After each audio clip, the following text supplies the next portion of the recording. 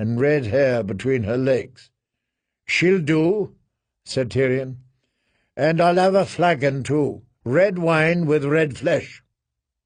The whore was looking at his noseless face, with revulsion in her eyes.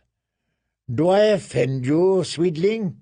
I am an offensive creature, as my father would be glad to tell you, if he were not dead and rotting." Though she did look Westerosi, the girl spoke not a word of the common tongue. Perhaps she was captured by some slaver as a child. Her bedchamber was small, but there was a Moorish carpet on the floor, and a mattress stuffed with feathers in place of straw. "Oh, I've seen worse." "Will you give me your name?" he asked, as he took a cup of wine from her. "No." The wine was strong and sour, and required no translation. "I suppose I shall settle for your cunt." He wiped his mouth with the back of his hand. "Have you ever bedded a monster before? Now's as good a time as any. Out of your clothes and onto your back, if it please you, or not." She looked at him uncomprehending, until he took the flagon from her hands and lifted her skirts up over her head. After that she understood what was required of her, though she did not prove the liveliest of partners. Tyrion had been so long without a woman that he spent himself inside her on the third thrust. He rolled off, feeling more ashamed than sated. This was a mistake. What a wretched creature I've become. "Do you know a woman by the name of Tysha?" he asked, as he watched his seed dribble out of her onto the bed. The whore did not respond. "Do you know where whores go?" She did not answer that one either. Her back was crisscrossed by ridges of scar tissue. "This girl is as good as dead. I've just fucked a corpse. Even her eyes look dead.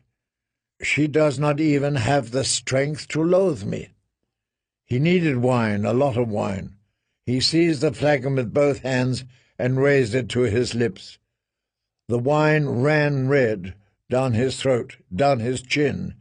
It dripped from his beard and soaked the feather bed. In the candlelight it looked as dark as the wine that had poisoned Joffrey. When he was done, he tossed the empty flagon aside and half rolled and half staggered to the floor, groping for a chamber pot.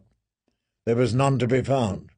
His stomach heaved, and he found himself on his knees, retching on the carpet, that wonderful thick Moorish carpet, as comforting as lies. The whore cried out in distress. "They will blame her for this," he realized, ashamed. "Cut off my head and take it to King's Landing," Tyrion urged her. "My sister will make a lady of you, and no one will ever whip you again." She did not understand that either, so he shoved her legs apart, crawled between them, and took her once more.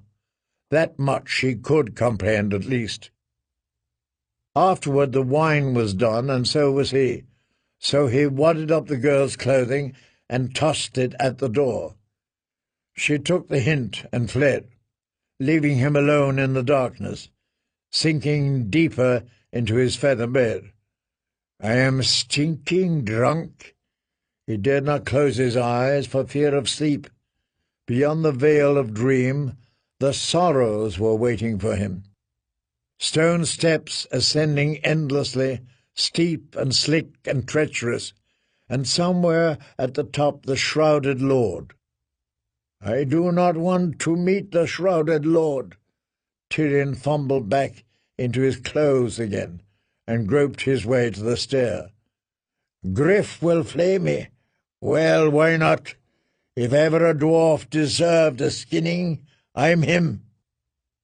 Halfway down the steps he lost his footing. Somehow he managed to break his tumble with his hands and turn it into a clumsy, thumping cartwheel. The whores in the room below looked up in astonishment when he landed at the foot of the steps. Tyrion rolled onto his feet and gave them a bow. "I'm more agile when I'm drunk." He turned to the proprietor. "I fear I ruined your carpet.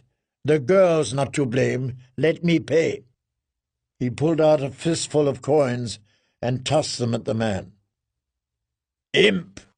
a deep voice said behind him. In the corner of the room a man sat in a pool of shadow, with a whore squirming on his lap.